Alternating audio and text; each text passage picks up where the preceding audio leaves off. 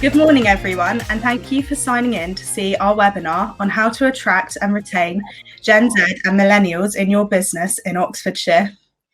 We all know Oxfordshire is a great place to live and work. However, this city loses its younger generation to the likes of London, Bristol, Leeds, and Manchester.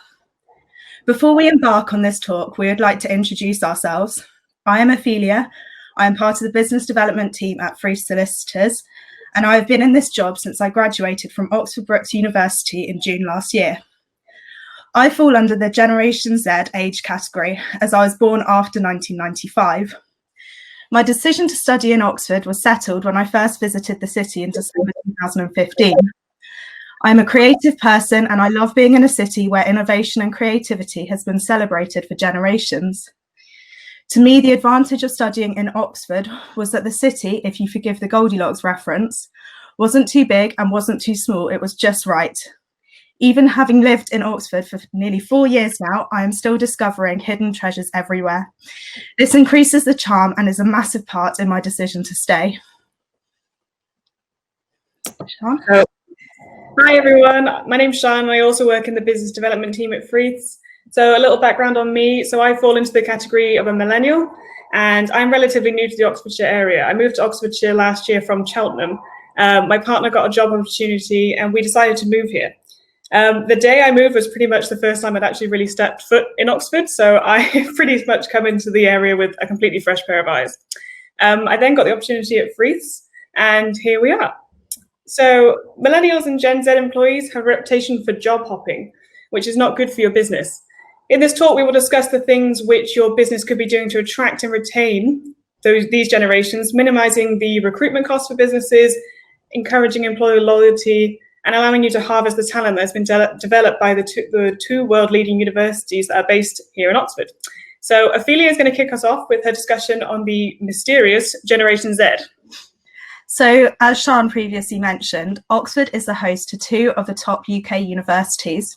With 8,500 students graduating in Oxford every year, this provides your business with the perfect opportunity to employ fresh and enthusiastic talent from these universities.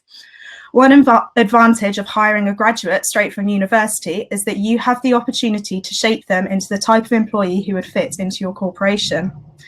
Graduates have developed a habit of learning for the past 3 years of their degree, so are in a position to continuously learn in the working environment. You could view graduates as a blank canvas open to new ways of working and experiences.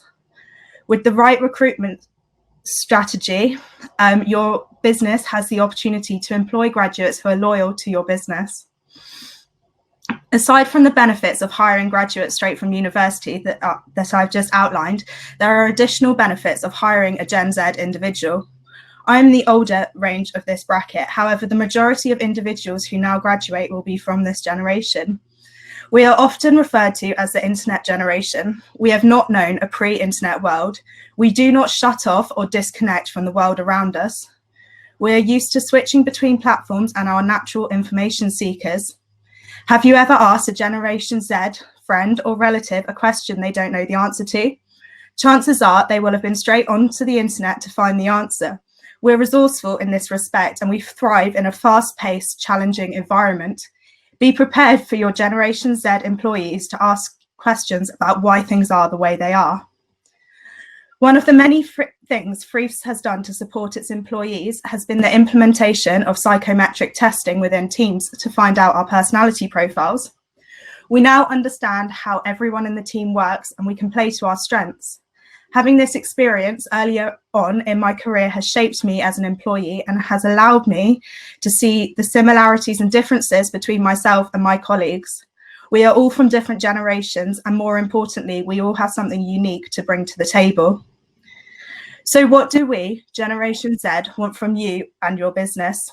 From my own experiences of applying to jobs last year, the primary objective was not to move back home to my parents. I love Oxford, but it can't be ignored that the cost of living in Oxford is significantly higher than in other cities.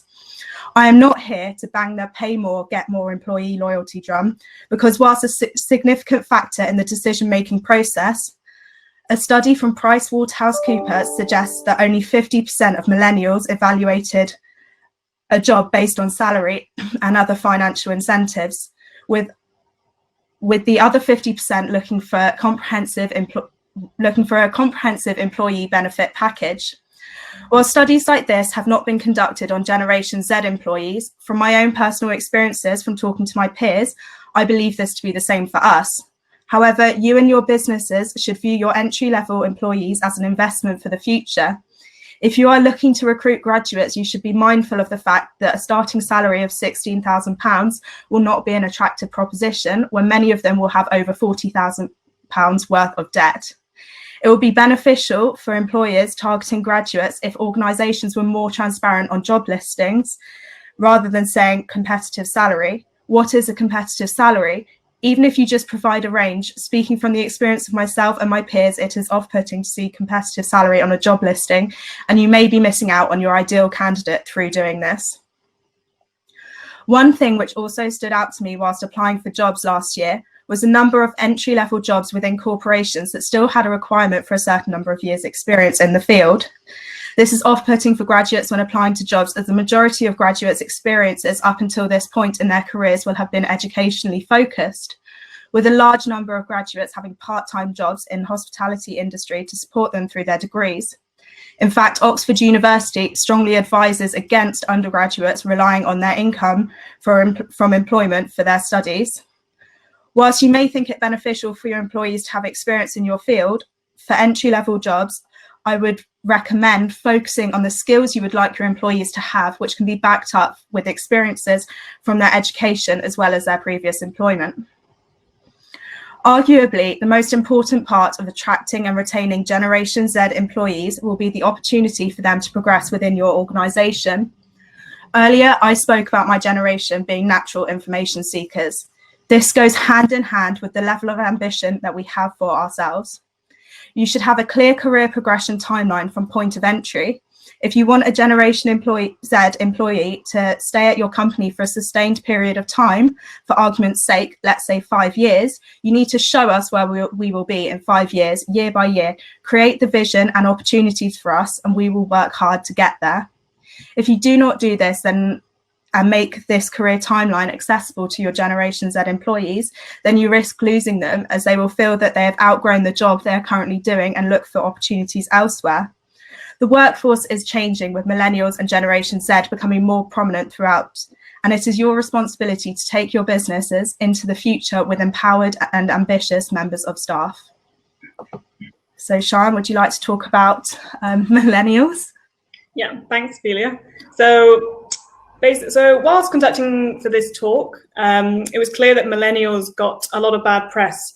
We're labelled as the lazy, high maintenance and impatient generation, which I think is generally quite an unfair assumption on a group of people who have just grown up in a world where the traditional corporate culture just doesn't quite fit into their modern day life. It's no secret that Millennials now comprise more than 50% of the UK's workforce. I think this change is becoming more and more clear, and decision makers are starting to worry about the changes it may make to their company. I think there is a general assumption that when we discuss what people think Millennials want in a workplace, we think of slides, pool tables, a fully stocked bar in the kitchen, but this really isn't the case. Yes, it seems clear Millennials have a slightly different view on how a working life should be, but I think they generally want the same thing as everyone else, a solid, good job that they enjoy and can be successful in. As discussed earlier, one of the biggest issues surrounding Millennials is job hopping. Studies have found that nearly half of Millennials plan to leave their job within the first 2 years. The issue being they are not getting what they want they're not getting what they want out of a certain company or a job itself. Whether it be down to salary, promotion and progression, social culture, company culture, because the world is so much bigger and a lot more accessible, it isn't as difficult as it was, say, 30, 40 years ago to change your job and location. This is a major issue for many businesses as it increases your recruitment fees. It creates a constant change in staff, which is bad for morale, and doesn't allow people to create relationship bonds and loyalty within your company.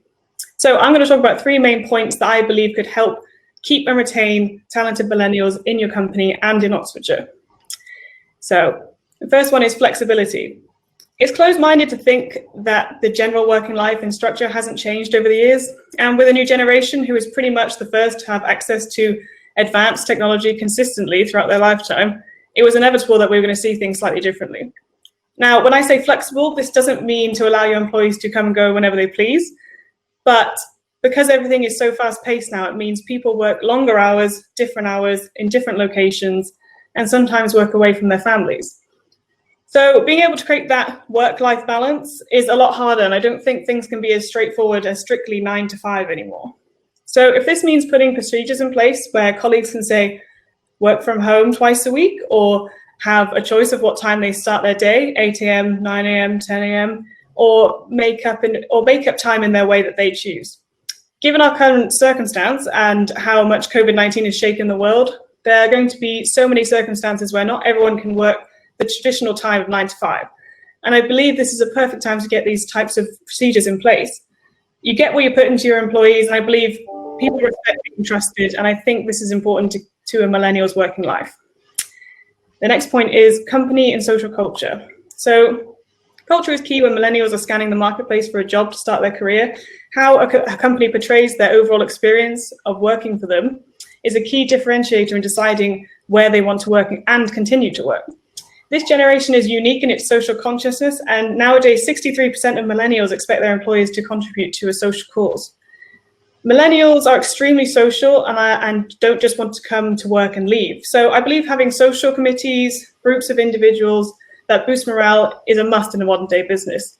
So for example, of a few things that Freeths do, they hold choir practices weekly, they have social committees in each office, they hold book clubs, hold monthly drinks on a Friday, and are constantly involving the firm in fun, charity-based activities. So because so many businesses offer great benefits now, such as buying and selling holiday, bonus structures, healthcare discounts, if your company is providing these perks, it could mean that you won't be seen as a long-term job for these millennials. These benefits are a way of being able to show your appreciation for your employee. And if your employee doesn't feel valued, it's going to be easier to be swept away by your rivals. And a topic everyone loves talking about in Oxford, living costs. So although we all know Oxford is a fantastic city to live and work in, the most common issue for the younger generation is high living costs. Rent and other general living in Oxford borderlines London prices, but salaries do not adhere to this. Most millennials can't see themselves buying here because it's so expensive, and their rent is so high they're unable to save for a deposit. This forces them to leave and either chase a higher salary in London or go somewhere cheaper. Oxfordshire's growth is being stifled due to the loss of these younger generations. I think companies will have a much better chance of keeping their younger employees if they are able to give them a more comfortable life here. For example, there have been some cases of companies investing in properties and complexes and lowering the rent prices or providing them for free to let out to their junior level employees. This allows the employee to have a better standard of life and less money concerns, and could be a good way of keeping them here in the long run. I feel this should be something businesses, the council, universities, and even Oxlep should be working on together so these ideas can be looked at and put into place. Although the public transport system in Oxford is great, you still find employees moving further outside to places like Abingdon, Bicester, to be able to have cheaper rent. This is where the public transport becomes a little harder and a bit more expensive. We then rely on our cars, which means there's more traffic on the road, and it's just another expense, petrol. If companies and the council could work together to provide some sort of carpool system or a minibus pick-up and drop-off service that would keep more cars off the road and save employees money in petrol, this would be a great benefit for an employee, as being able to comfortably travel to your job can be a major deal breaker. I think businesses really need to start thinking about the change that is happening. As more baby boomers and traditionalist generations retire, these millennials will be the future decision makers. How can they keep Oxfordshire one of the best cities to live and work in if they can't see a future here? So to recap on those areas, I believe that will help you retain talented millennials are flexibility, strictly 9 to 5 is dead, a good company culture and social culture, create a working environment where employees want to make you their long-term job, and working together to find ways for younger generations starting out in their career to be able to afford to stay and live in Oxfordshire. Thank you for listening. Thanks for that, Sian. We hope you have enjoyed our presentation and have found it informative. We are being accelerated into a future where your business can thrive, but the primary message from us is that things can't stay as they are, and you have the opportunity to lead the way in shaping the future of your business in Oxford.